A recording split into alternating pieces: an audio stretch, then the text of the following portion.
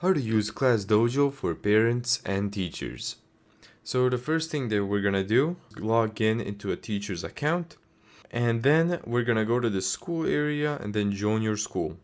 Then you're gonna allow location in the app, and the app is automatically gonna find schools nearby. And as you can see on the right hand side of the school name, we have the amount of people that use Class Dojo in that school. Once you've optionally joined your school, you're gonna add your students. So you can add your students manually by typing in their name, or what you can do is click on the three dots in the top right, and then click Connect Students. Now, what you can also do is connect families and connect teachers. Another thing that you can do is edit skills.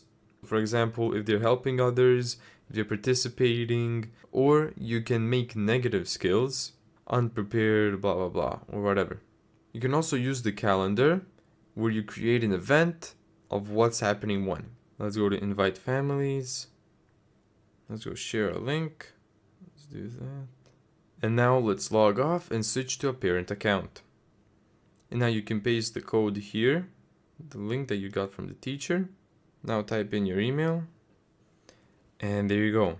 You've joined the class. And here as a teacher, you're gonna get this request. So simply just do plus here and approve. And there you go. So let's now log into the parent's account. And here you go. You are using Class Dojo as a parent.